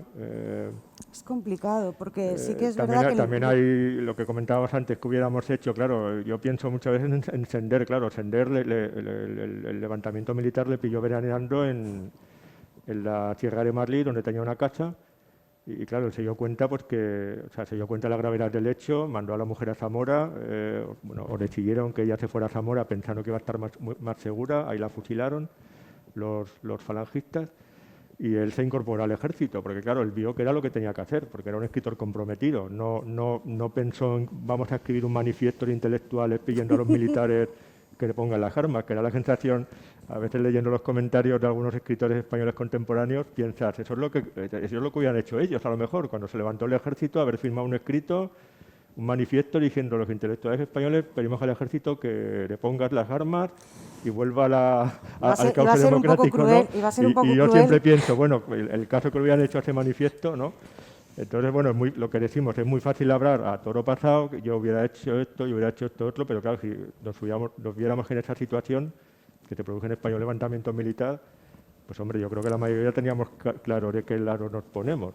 Claro, incluso creo que cuando a veces se ha juzgado, por ejemplo, ¿no?, de que se ha incluso dicho literalmente que los judíos se dejaron llevar como ovejas a las cámaras de gas. No es cierto. Desde las primeras leyes contra los judíos hasta que realmente una persona entra en una cámara de gas pasan 12 años, 12 años de normalización de cosas que pues hacen ese cultivo que a nivel social sean aceptables, violencias que en un estado de normalidad no lo son. Y es muy difícil juzgar si nosotros podemos o no encontrarnos en una situación de violencia similar. Es decir, tú, por ejemplo, coges, pues yo qué sé, en este caso, no sé si abrir ese melón, pero la ley de partidos, o cogemos la ley Mordaza. Si realmente cogemos esos textos y los leemos y vemos que si eso se pone en ejecución real de cada uno de los casos, probablemente nosotros estemos en una situación peor que la de un judío en Berlín en el año 34. Probablemente estemos peor. Sin embargo, la apreciación no es la misma, porque tenemos ese final de la historia, ¿no? Es importante también recuperar todas esas memorias de esos países que han sufrido esas violencias a posteriori, sobre todo para acabar un poco con el mito de cuanto más testimonios tengamos, más posible es que no se repita. De verdad, es imposible, mentira. Se seguirá repitiendo, sobre todo porque no lo entendemos, porque no somos capaces de entender que eso sucede. Si no lo entendemos, no podemos paliarlo. No podemos poner una cura a algo que no sabemos por qué se produce. Me parece un poco extraño que esté haciendo esta analogía ahora mismo, pero es así. No podemos... No, sobre todo porque cuando hay situaciones en las que todo es más fácil. Es decir, si nos fijamos en la Segunda Guerra Mundial, vemos que los países donde los nazis asesinan a todos los judíos, y no solo a judíos, ¿no?, es en los países en los que el sistema político se derrumba. Polonia, Ucrania, Bielorrusia, Letonia, Estonia, esos países, los nazis destruyen el sistema actual, el sistema que hay, cualquiera. El Estado desaparece y en ese momento la violencia puede hacer lo que quiera, incluso ya no solo la violencia de los nazis, sino el vecino contra el vecino, el grupo tal contra el grupo tal, la familia tal contra la familia tal. En cambio, ahí los países que mantienen un Estado, aunque sea un Estado títere, Holanda, Dinamarca, incluso Italia, Hungría, Noruega, Suecia, todos esos países, aunque caigan bajo el yugo de la Alemania nazi, el Estado existe, la policía existe, el gobierno existe, las leyes existen, la justicia existe, y son pocos o menos los judíos que acaban en Auschwitz o en el campo que sea. Yo me pregunto muchas veces hoy, cuando oigo, por ejemplo, los ultraliberales que dicen hay que debilitar al Estado, hay que ir destruyendo el Estado es una molestia. Cuidado, cuidado, cuidado, porque el día que no haya Estado, ¿qué pasa? ¿No? La selva. Entonces, o sea, la historia es verdad que no se repite, ¿no? Eso que la historia se repite, hay que evitar para que no volviera a caer eso. Pero sí que hay circunstancias que facilitan que pasen una serie de cosas, no exactamente las mismas, pero sí parecidas. Y en ese sentido, yo creo que el conocer la historia, el leer la historia, nos hace percibir lo que está pasando, como decías tú ahora con las leyes tal, percibir lo que estamos viviendo hoy de una manera más, con una mirada más amplia y más sabia, por decirlo de alguna manera. Que por cierto, antes hablaron de las ficciones narrativas, que no había leído por lo menos ninguna que me convenciera tanto como los testimonios, con la sección de la decisión de Sophie, y esto lo hemos hablado antes, pero curiosamente en el cine sí que se han hecho ficciones, también testimonios, ¿no? No sé si hemos hablado antes de Noche y Niebla de Alain Resnais, que es un documental estremecedor, además rodado estando muy reciente todavía la liberación de los campos. Pero bueno, hay una película que aprovecho para recomendarla, como se va a proyectar en el marco de estas actividades, El hijo de Saúl, desde luego no dejéis de verla porque es lo que comentaba antes, no es tanto el tema del que se trata, sino las herramientas del escritor, del cineasta para llevar este tema pues a la novela o a la película. Y por ejemplo, El hijo de Saúl a mí me parece una película, bueno, es estremecedora, pero me parece de las mejores películas que se han estrenado en estos últimos años. Yo, antes de abrir el debate, seguro que hay muchas preguntas, simplemente es que hay una reflexión sobre la literatura, no solo como para recoger los testimonios después, sino también como, digamos, como modo de supervivencia. Hay esa coincidencia, ya sé sobre la que sois escépticos, pero quiero que hablemos un poco, precisamente a partir del libro de Goethe en Dachau. Había también el libro de los muertos, Sí. en el que Bieler, creo que lo tengo por aquí, dice: en el mundo no se ha perdido todo, podrán condenarme a trabajos forzados 50 años si quieren, pero las cosas buenas sobrevivirán mientras yo o algún otro recuerde y cite un verso de Goethe. Y luego da la casualidad de que también Nico Rost encabeza ese libro, bueno, y tantos otros, ¿no? Entonces, bueno, el consuelo de la literatura hasta en la mente, ¿no? Cuando no se puede ni leer, y esas palabras acuden en nuestro auxilio. Yo creo que también hay sobre todo en el testimonio superviviente, porque insisto, el testimonio del no superviviente también es muy, muy importante y requiere también un tratamiento muy diferente, en lo que ya no puedes permitirte cometer ni el más mínimo error, ¿no? Porque no tienes a nadie, absolutamente a nadie, con quien puedas permitirte ni la más mínima error, ni el milímetro que te pases. Pero sí que coincide muchas veces, sobre todo en los últimos periodos concentracionarios, esa necesidad de sobrevivir para contarlo. Es fundamental esa fuerza, marca también mucho la diferencia entre el testimonio que entra en el campo de concentración después del desembarco de Normandía, del que lo hace antes. El que lo hace antes, aunque le lleguen los rumores, son rumores. Y si algo caracteriza los campos de concentración en cuanto a eso, son los rumores. Los rumores que además destruyen a la gente, la destruyen porque le hacen tener una esperanza que no se produce, que no se da. Sin embargo, pues eso, ¿no? Las personas que entran una vez ha pasado el desembarco de Normandía lo hacen con otra entereza.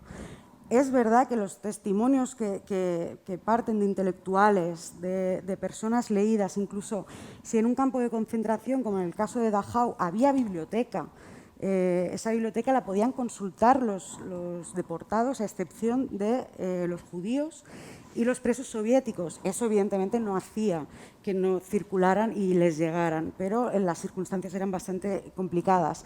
Había una censura que, gracias precisamente a los testimonios como el de Nico Ross en Get in the Dachau, sabíamos que la censura nazi era tan sumamente absurda como que en la biblioteca de Dachau había un libro en yiddish directamente, ¿no? También, lo que sabemos de la biblioteca de Dachau, que existió, que tenía más de 10.000 volúmenes, lo que sabemos a día de hoy a nivel de investigación es gracias a ese libro, porque sobrevivieron 7, están ahí en el memorial, están guardados en una vitrina los 7 libros que sobrevivieron. Los demás desaparecieron a lo largo de los años, no hay un listado por parte de los nazis, los típicos obsesionados por las listas, ¿no? Pero no tanto por las listas culturales, entonces no les debía preocupar demasiado hacer una lista de los libros que se podían consultar. Pero también es la gente, los campos, las situaciones que permiten una vida intelectual juega extremadamente a favor de la supervivencia de esas personas. En los campos de concentración se escribe, en los campos de concentración se traduce, en los campos de concentración se salva, en los campos de concentración se toma el pelo a los guardianes.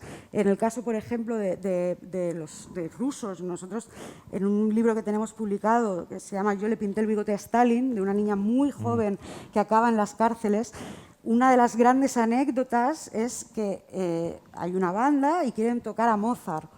Y los guardas dicen que ni de broma, que es eso de tocar a un alemán o a un lo que sea, ¿no? Que no puede ser. La banda lo hace, pero le cambian el nombre.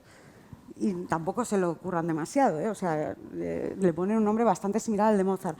Y lo hacen, y lo tocan. Esas resistencias existen, sabemos que existen, desmitifican el discurso fácil de esos borregos que se dejan llevar al matadero, y es precisamente esos detalles que nos van dando al final esa resistencia. Sabemos, por ejemplo, en el caso de Auschwitz, alrededor del crematorio número 4, que fue uno de los más utilizados, luego el que hicieron estallar por los aires, se conservaron 3 poemas bajo tierra, de la explanada alrededor, donde se concentraban las mujeres y los niños, esperando, lamentablemente, porque a veces se demoraba durante horas cuando te tenías que entrar en la cámara de gas. Gracias a esos 3 poemas que acaba salvando un miembro del Sonderkommando, de las cámaras, de los trabajadores de las cámaras de gas, sabemos que esa chica murió antes de entrar en la cámara de gas, y murió de una manera bastante heroica, si queremos verlo de esa manera, que es, ella escribe los 3 poemas, los acaba salvando, como digo, el Sonderkommando, pero justo en el momento antes de bajar la rampa que lleva a las cámaras de gas, ella le da un puñetazo a un SS. Automáticamente el SS coge la pistola y lo mata, pero lo hace. Y desmitifica esa idea de los borregos que van a dejarse matar, porque es una simplificación absoluta de la situación. La resistencia es muy importante dentro de este tipo de violencias, pese a acabar sufriéndolas de manera irrevocable. La vida intelectual fortalece mucho a la supervivencia. A veces es dramática, ¿eh? Jana Megui o Primo Levi acabarán preguntándose, ¿no? ¿Qué hicieron como intelectuales? Si realmente hicieron todo lo posible. Hay gente que realmente le provoca esa disociación absoluta de cómo personas de letras... Un sentimiento de culpabilidad, claro, ¿no? Un poco lo que el comentaba superviviente... antes, porque yo sobreviví y mis primos, mis hermanos, mis padres no sobrevivieron, ¿no? Entonces, o gente eso que realmente le supone un cambio tan absolutamente radical de lo que entienden por civilización, que directamente acaban muriendo un poco víctimas de eso, ¿no? De dejarse, como ser humano dejarse, porque no entienden nada. Porque su civilización, su ser civilizado, culto, ha desaparecido en el momento en que le quitan el nombre. En ese momento hay muchos intelectuales en que realmente desaparecen, que ganan. Sí, pero sí que es verdad que para la supervivencia también era muy importante tener una red de relaciones, ¿no? Es decir, que hubiera alguien en quien confiar, es decir, una amistad En el libro que nosotros publicamos de Mónica Sgustova, que se llama Vestidas para un baile en la nieve, ¿no? En la que entrevista a 9 mujeres que sobrevivieron al Gulag, de las que ya prácticamente ya no queda gente que sobreviviera al Gulag, ¿no? También. Pues claro, ahí cuentan, hay una cosa, una de las frases que dice una de las personas, de las mujeres, que a mí siempre me deja muy sorprendido y al mismo tiempo me parece importantísimo, que es si no hubiera, o sea, si tuviera que volver a vivir, querría volver a vivir eso del Gulag. ¿Por qué? No por el Gulag en sí mismo, sino porque la amistad que se vive ahí, la fraternidad que se vive ahí, la importancia que se le da a recordar un poema y poder recitarlo en voz alta. Eso es, o sea, ver una puesta de sol de repente es tan impresionante bajo esas situaciones que es lo que permite que la gente sobreviva. Muchas veces es eso, ¿no? Hay una historia también con una mujer en el campo de las mujeres y un hombre en el campo de los hombres que se enamoran solo porque él toca el violín. Y cuando a ese hombre le envían al Gulag, creo que por segunda o tercera vez, porque les iban, y le dicen, solo puede llevarse una cosa, un abrigo, era en Siberia esto, un abrigo o el violín, y él dice, el violín. Porque con el abrigo, sin el abrigo puede sobrevivir, sin el violín no. Es decir, esas situaciones extremas, el arte, la amistad, es decir, todo lo que nos hace más humanos es importantísimo. Sí, de hecho, la mayoría de objetos, por ejemplo, que se han recuperado a nivel, insisto, arqueológico, porque lugares, por ejemplo, como Treblinka o Belzec se hicieron expresamente trabajos para que eso desapareciera. Treblinka exige y seguirá exigiendo muchísimo trabajo arqueológico. Pero la mayoría de objetos que se van recuperando son lápices, barajas de cartas hechas a mano, pues eso, poemas, cositas así. Lo que sí que es verdad que evidentemente pues cuando vamos a un sitio como Auschwitz, que es el tamaño por el tamaño, la productividad, es muy fácil decir, bueno, hay millones de maletas aquí y luego hay millones de gafas. Pero lo que realmente al final nos conmueve muchas veces es la cantidad de cosas simplísimas que probablemente todos llevemos en el bolso ahora, que sin embargo se convierten en tesoros absolutos, porque incluso la comida se puede coger con la mano, pero escribir solo lo puedes hacer con un lápiz. Y eso al final es lo que marca un poco la diferencia de lo que es un tesoro, de lo que es importante, y mucha reflexión de los testimonios van en ese sentido, de lo que es fundamental. Lo fundamental cambia radicalmente. Y eso muchas veces lo intentan transmitir, pero claro, al final estás haciendo un libro, ¿no? Y el libro pues es una cosa. Y dices, bueno, ¿sería este el libro que alguien se llevaría para intentar sobrevivir o no? O es complejo. No, hay una cosa, me acordaba ahora que has nombrado Treblinka, que es algo que Ruth Kruger dice varias veces en su libro. Claro, ella se queja en sus memorias de que por pereza intelectual, pues al final la gente se queda con un campo de concentración que suele ser Auschwitz y piensa que todos los campos fueron como Auschwitz, y no es así. Hubo muchísimos campos de concentración, prácticamente por toda Europa.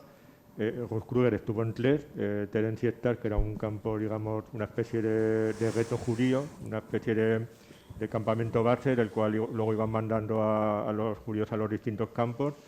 Estuvo en Auschwitz y luego estuvo en un campo de trabajo, un poco relacionándolo con lo que hablaba Marta antes de la visión que tenían los nazis de exterminio o utilizarlos como esclavos. Pues bueno, Ruth Kruger se salvó de la cámara de gas gracias a que entonces todavía utilizaban a las mujeres sobre todo como mano de obra. Entonces, bueno, también es importante, hablando de testimonios, pues que no solo existió Auschwitz, aunque Auschwitz concentra un poco pues todo el mal, ¿no? Como decíamos antes, es una palabra como le pasaba a la propia Ruth Kruger, que cuando la nombraba el silencio se hacía en la sala, ¿no? Y ya la gente ya no se sentía cómoda. Pero bueno, también es que hubo muchos campos de concentración y obviamente Theresienstadt, por ejemplo, que Ruth Kruger habla bastante de ese campo, fue un campo diferente, era una especie de pueblo, las condiciones eran horribles, porque además, según dice Ruth Kruger, pues ahí todo el mundo estaba siempre enfermo de algo, pero bueno, había un rabino que les daba clases, había representaciones teatrales, claro, porque había, digamos que todos los grandes intelectuales de la época eran judíos, y bueno, pues para ella Theresienstadt fue casi la escuela que no pudo tener en Viena, ¿no? Theresienstadt además esconde una de esas pequeñas historias que muchas veces no caben en los ensayos, ni en las conferencias, ni tal, es que en los años en que Theresienstadt aún está concebido como lo que era un gueto familiar, ¿no? Sí, Había sí. pues, personas mayores, se conservaban Sí. más o menos las familias unidas y demás, está prevista en un mismo momento, en un viaje continuado de la Cruz Roja. Visita a Theresienstadt y luego estaba previsto que visitaran Auschwitz-Birkenau, que estaba en plena construcción. La Cruz Roja visita a Theresienstadt y precisamente como Sí, ve lo esa tenía. vida familiar, Sí, claro. esas escuelas, esa vida artística, es que había escuela de pintura. Hasta ese punto llega el cinismo nazi. En Dachau hay un museo. La gente va los fines de semana a visitar el Museo del Campo en el año 34. O sea, ese es el nivel de violencia, de la normalización del mal. El que una familia lleve a sus 2 críos el domingo a visitar un museo en el que, entre otras cosas, hay unos maniquís con los diferentes tipos de aceptación racial.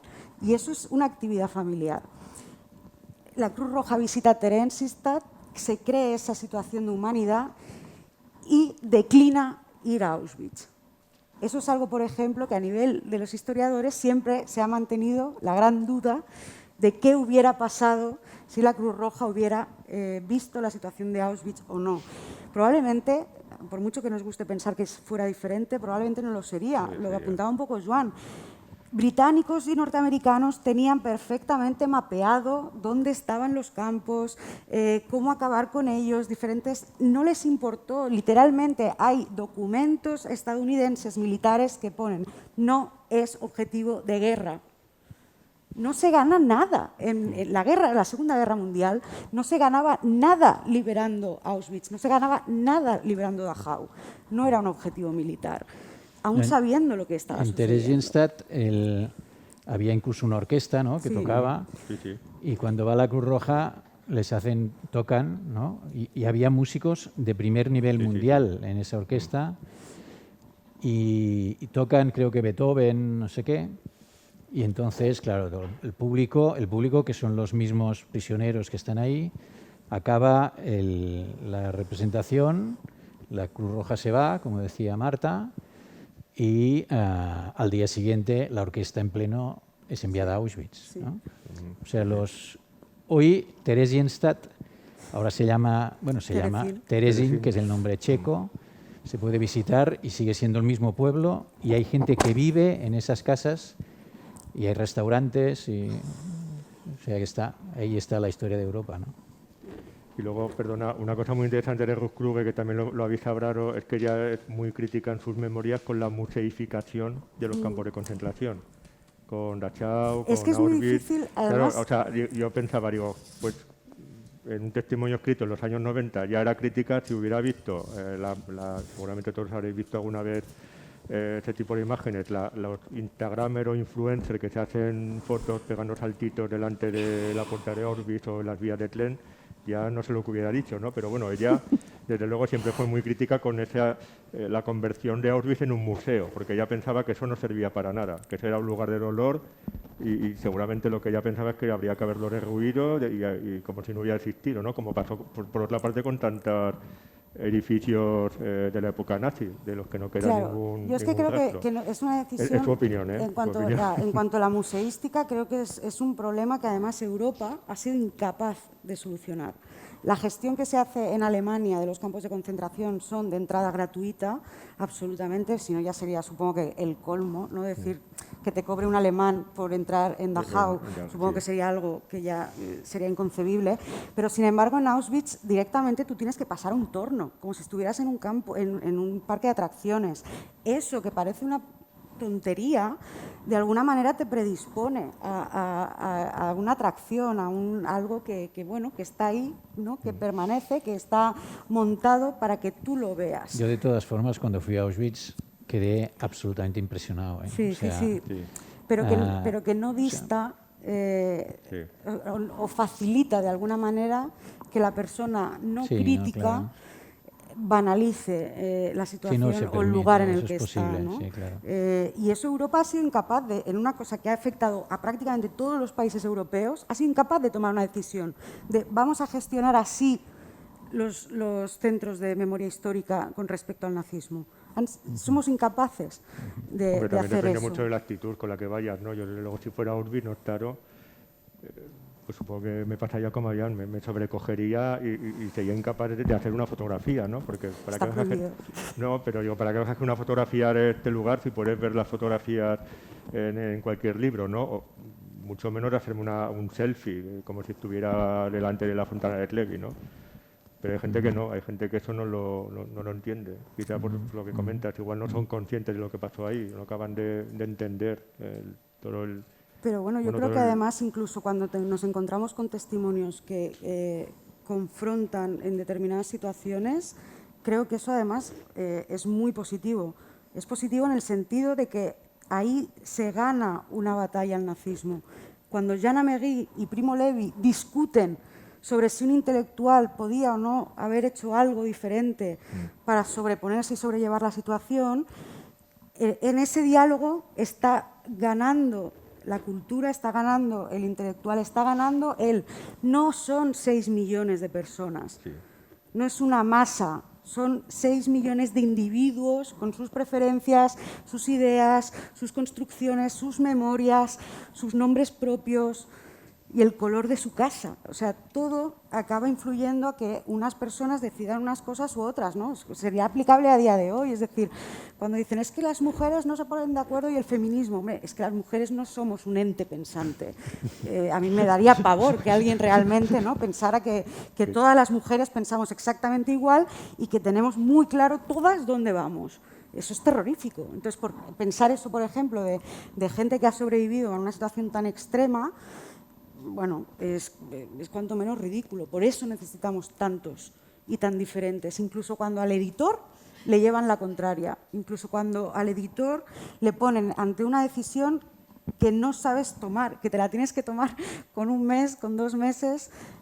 Yo recuerdo en el caso de Nico Ross, por ejemplo, cuando los alemanes hacen un repaso, ya muy avanzada la Segunda Guerra Mundial, necesitan soldados, básicamente para morir, pero los necesitan, y hacen reclutación masiva dentro de los campos y dan la oportunidad a los prisioneros alemanes, fundamentalmente habían sido prisioneros políticos, de enrolarse en el ejército y entonces dejar los campos.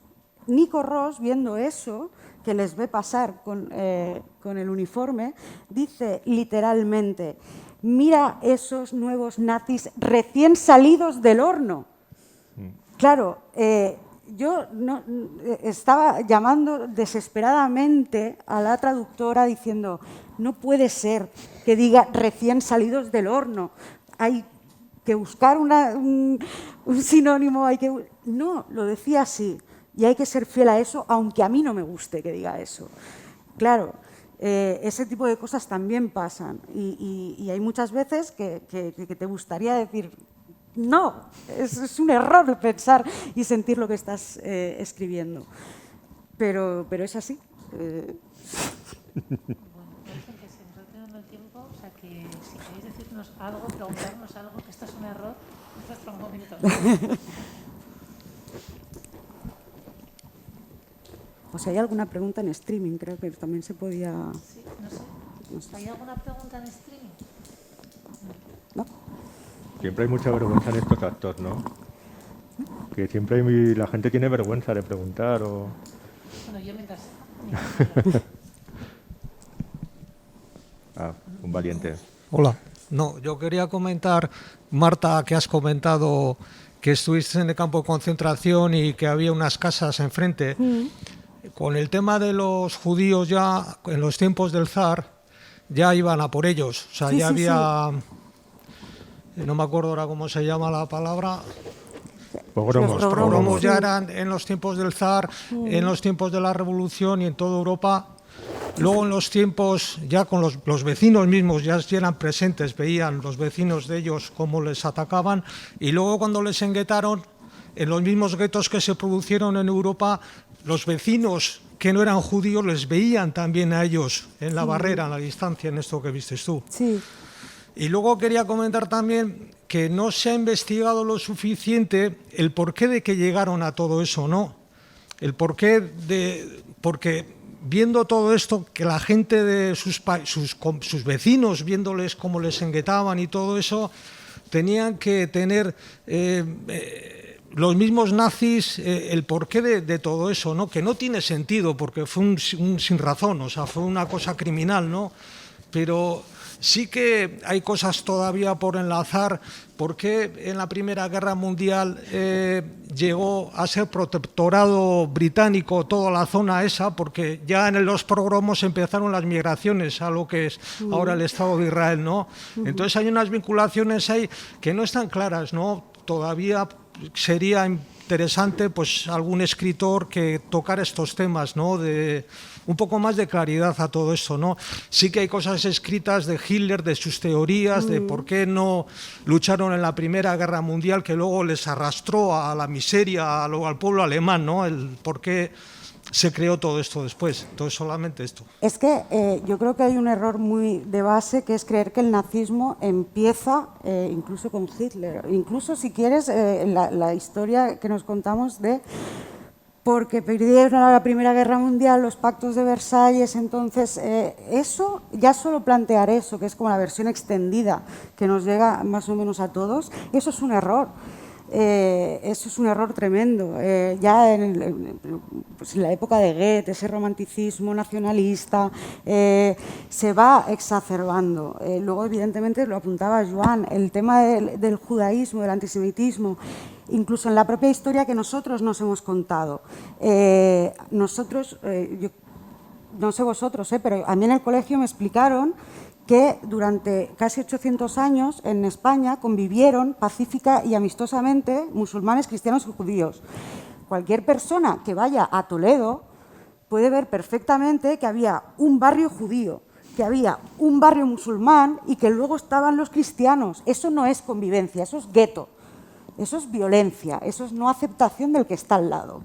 Entonces, si ya partimos de esa base clarísima, que nos desmienten las propias ciudades en las que vivimos, si no somos capaces de fijarnos en eso, que es una violencia bastante obvia, si queremos, y empezamos a levantar la mano y a exigir, oye, igual tan pacífico estos 800 años no fueron, ¿no? Igual lo de la entrega de llaves de Granada era la puntilla. La entrega de llaves sería su Auschwitz, ¿no? Su final de la historia, de una historia de violencia, como mínimo de no aceptación de la persona que está al lado. Luego, violencias que se repiten, ¿eh? Nosotros, por ejemplo, y no sería de extrañar que alguno tuviera alguna persona de referencia cuando hablamos, por ejemplo, de los españoles que al acabar la guerra civil acaban en campos de concentración en las playas francesas, ¿no? Y decimos, oh, el país Francia, nuestros vecinos, que habían creado la democracia, ¿cómo puede ser que nos hicieran eso? ¡Qué terrible! Están ahí miles de sirios, hemos tenido el caso de los campos de Calais. Se sigue produciendo. Lo dramático es eso, que el nazismo no empieza con los nazis y no somos muchas veces capaces de entenderlo, y que hay violencias que son permanentes y que precisamente es lo que tú apuntas, ¿no? ¿Cómo se llega a eso? Es lo que yo un poco intentaba decir antes. Es que no empieza todo ni siquiera el día que dicen los judíos dejan de ser de la raza alemana. Eso pasa en el año 35 con las leyes de Nuremberg. Antes ya hay leyes contra ellos, pero forman parte de la normalidad. Es un cuentagotas de violencia. No es un asesinato por pistola. Es un envenenamiento social lento que acaba formando parte de la normalidad. No es mirar a otro lado. Eso es un juicio que nosotros hacemos a posteriori. Es lo normal. Es más, en Polonia hay personas que durante muchísimos años estuvieron reivindicando sus derechos como víctimas porque habían sido desalojadas de sus viviendas cuando se creó el gueto. Porque, claro, muchos judíos fueron a parar al gueto, pero es que en el gueto también había gente que no eran judíos y esas personas fueron trasladadas fuera. Hay familias enteras que décadas después han pedido una serie de reparaciones en ese sentido, que nos puede parecer aberrantes, pero fueron personas que de alguna manera también padecieron la violencia de ser extirpadas de sus hogares. Bueno, hay que tomar mucha conciencia al final, ¿no?, de lo que es violencia, de lo que no es violencia, de lo que estamos dispuestos a aceptar como violencia o como no. Y sobre todo el tema del lenguaje. El tema del lenguaje es un tema que seguimos padeciendo hoy y que nos da un poco igual. Cuando existe el machismo, decir que una cosa es micromachista es aberrante, que ser microantisemitista, sin embargo, dejamos que suceda, ¿no? Bueno, en todo caso, lo que intento decir es que hacer ese juicio a posteriori es, entre comillas, lo fácil, ¿no? Juzgar que cómo es posible. Insisto, si cogemos varias de las leyes que se han aprobado en los últimos 5 años en este país, solo falta un loco. Solo falta que llegue el loco que diga todo esto que ya está, lo vamos a poner en marcha. Bueno, no sé si tenemos tiempo para la última pregunta. No. Lo que no sé es si tenemos para otra respuesta. No. Una. Pregunta, sí.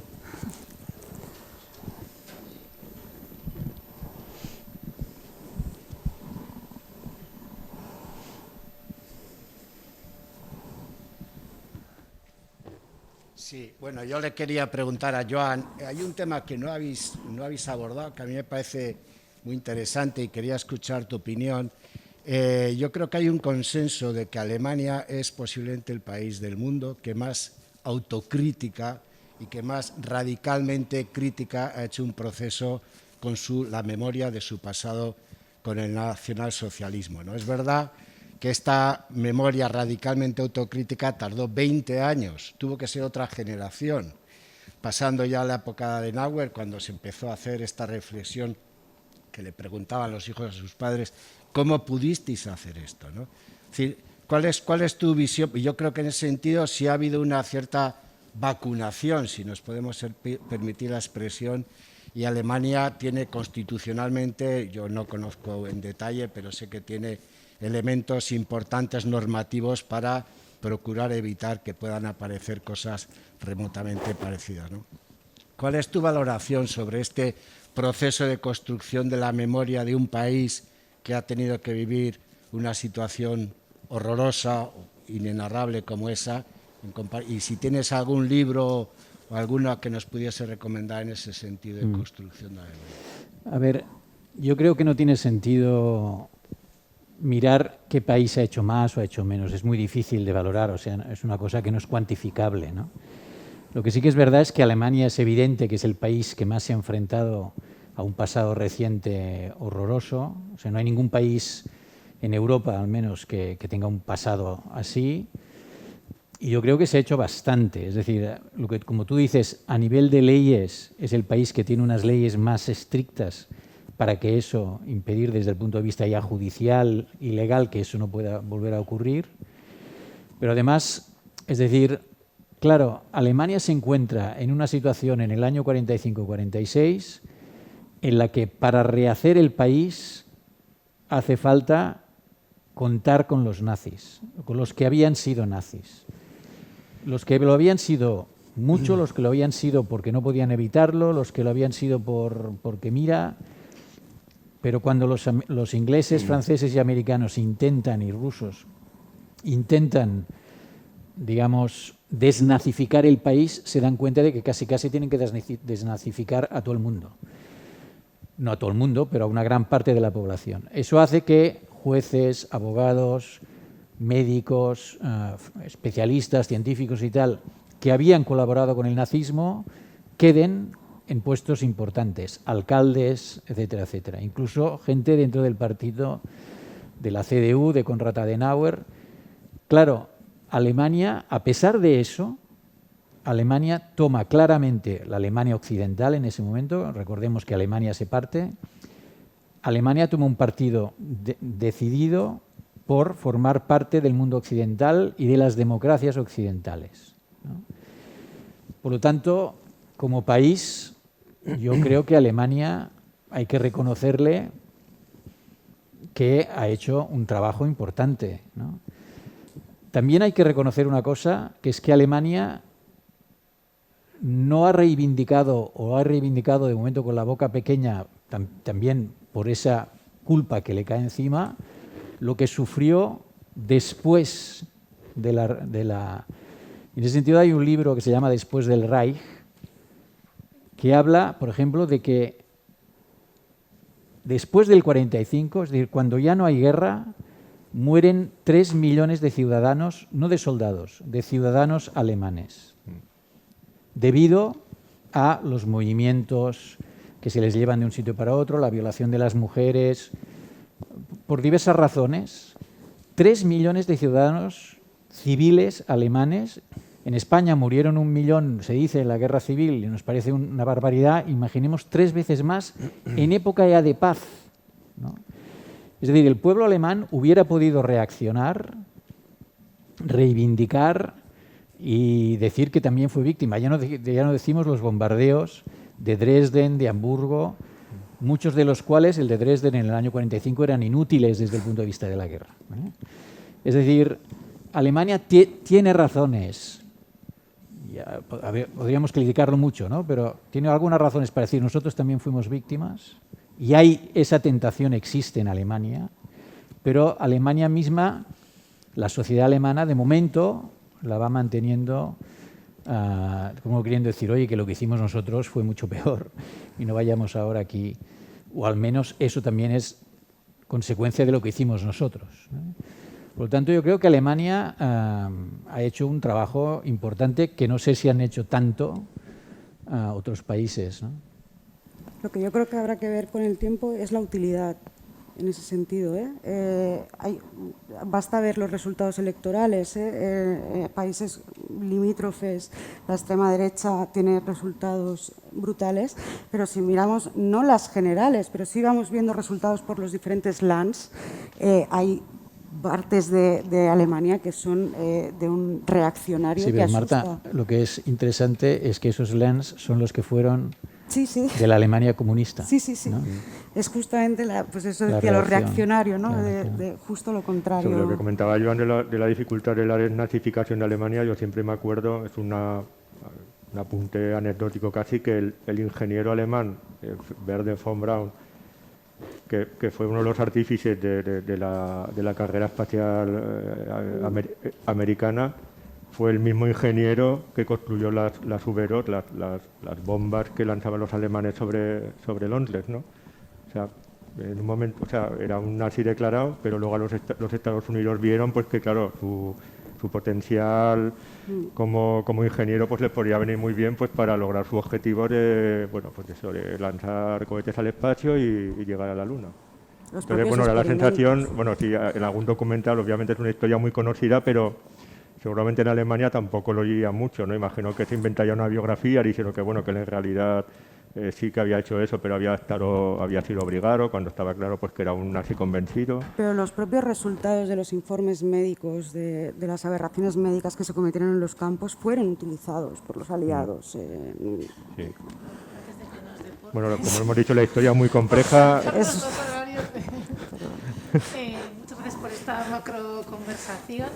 Recordaros, ha salido Mujeres Coreanas, que ha comentado Joan, el día 16 hay una charla sobre violencia contra las mujeres dentro de este ciclo, que lo da una mujer estupenda, Noelia Danez, no os lo perdáis.